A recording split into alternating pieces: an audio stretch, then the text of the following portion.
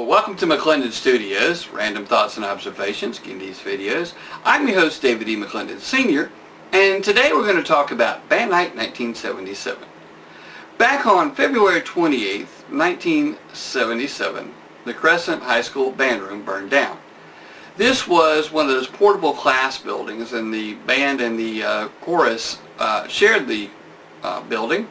And the chorus had it the first half of the day, and the band had it the second half of the day. And it worked out all right because the chorus teachers and the band director would travel around from school to school, different class periods of the day.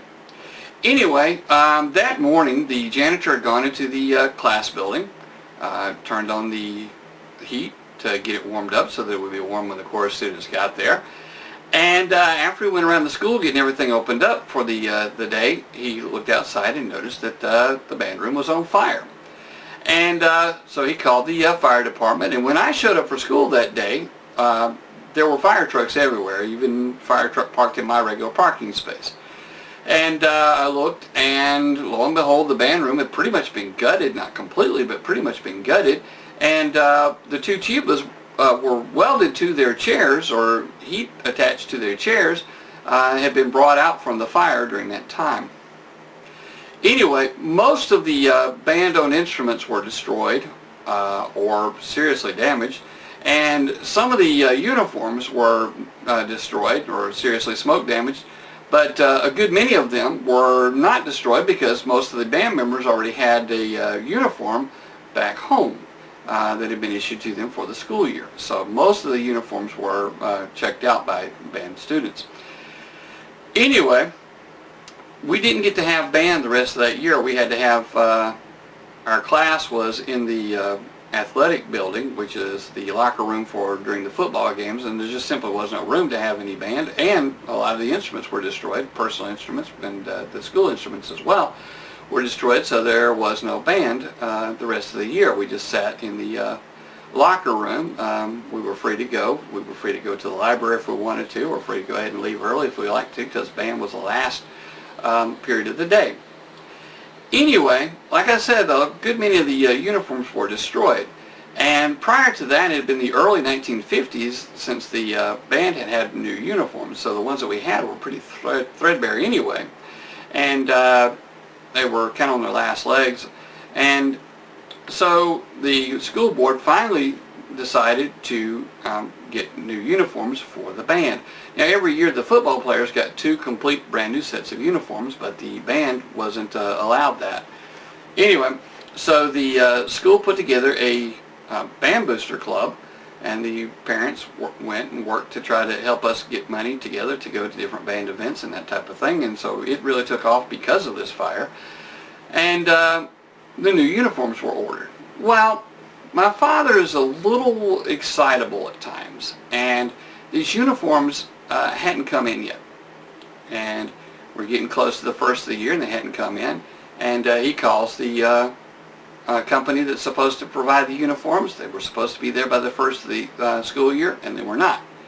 And he called, and he issued a complaint to them, and they said duly noted, and they were working on it. And the next week they still weren't there, and so he called, and 1 week would come and 1 week would go, and football season was just about over.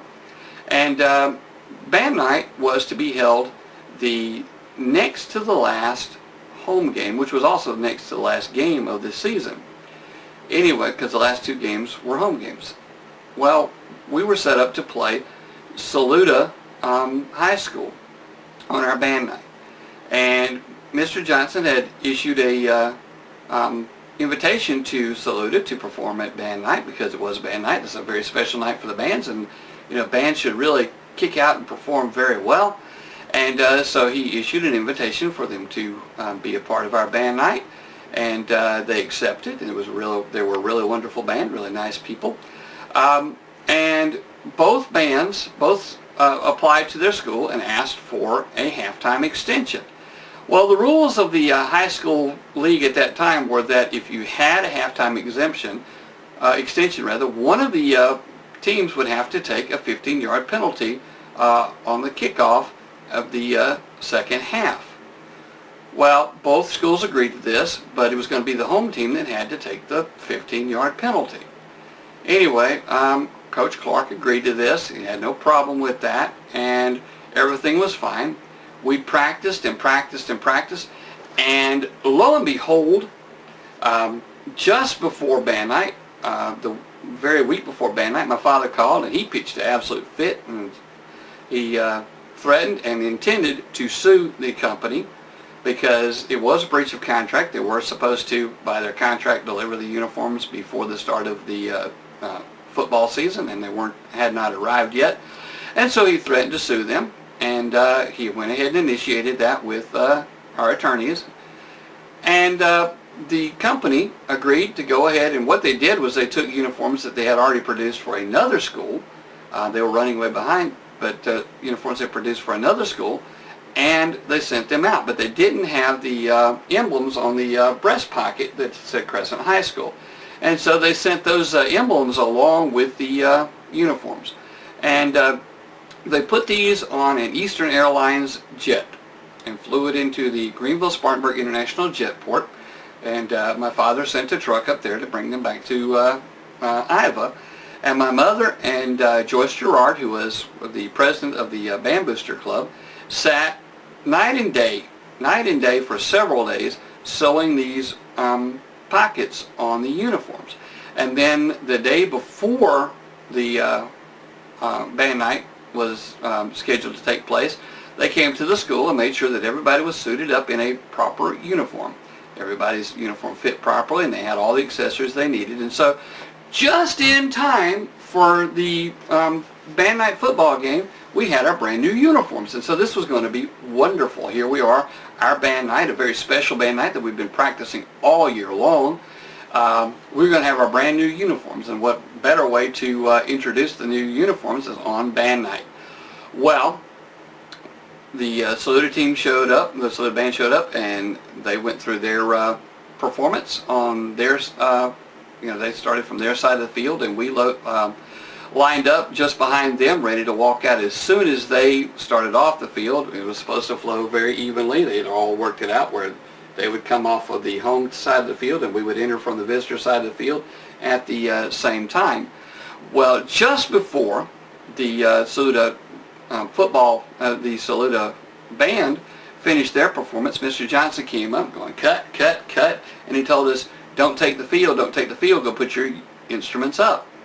Well, what had happened was, because the game was so close in score, Coach Clark had decided that he was not going to take the 15-yard penalty. And so he told the officials that we were not going to get the halftime extension. So there we were. We didn't get to perform on our band night. Well, Mr. Johnson told us to go and put our band,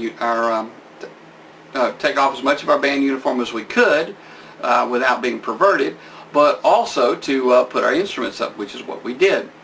Well, when the Saluda band heard what had happened, the director had them go and put their instruments on the bus and take off as much of their uniforms as they could without being perverted as well. So most of the people were walking around with band pants and just a regular street shirt that had been wearing under their uniform coat. Well, during this the last half of the game, there was not one song played. Nobody playing Charge, which is a typical thing when your team is down and just about ready to cross the line, you da da da da, and everybody yells Charge. Well, that didn't happen. Nobody played the fight song like On Wisconsin, Tiger Rag, and since the Saluda team was the Tigers as well, both bands played Tiger Rag, but not during this second half of the game.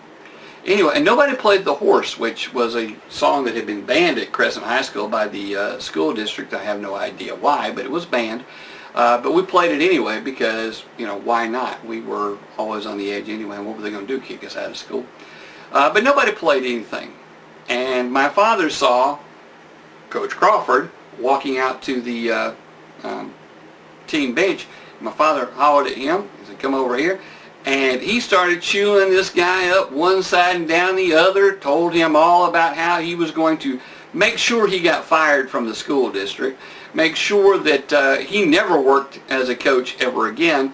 And he meant it. As a matter of fact, he had every intention of doing exactly that. And since he was a big booster, big giver to the athletic program as a local merchant, he also had some power because he also often gave things to the school and provided support for the school. So him and most of the band parents were all over this group of coaches and called the school board, called the principal, and this school district, the school board, didn't get one bit of peace during the entire weekend from that Friday night until Monday morning, when the principal got on the intercom and announced that we were going to have, the band was going to have our band night on the last home game of the year, and that it was going to be, we were going to have the entire time, that we were going to get a halftime extension if we wanted one. All we had to do was just say we wanted it and we had it. But we were going to be the only ones performing. And come to find out that the person that my father jumped all over, screamed at one side down the other, was not Coach Clark, the head coach, but was Coach Crawford, one of the assistant coaches. He was actually a coach over at the middle school, but he was also an assistant coach there at Crescent for the team. And my father didn't know that until after all the chips had fallen and everything was over and done with. But it was a very interesting time. I'm not telling this as any way of being funny, just recording this as part of our history. Anyway, if you like this, send me an email or like it in the comments here on YouTube. Subscribe to our YouTube channel. We'd love to hear from you, and we thank you very much.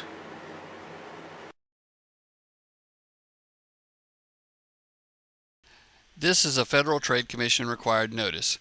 When you click on an advertisement that is displayed with this video, or just before it, we receive a small commission.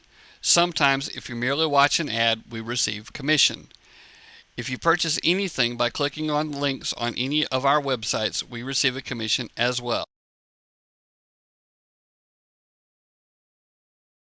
McClendon Studios is a participant in the Amazon Services LLC Associates Program, an affiliate advertising program designed to provide a means for sites to earn advertising fees by advertising and linking to Amazon.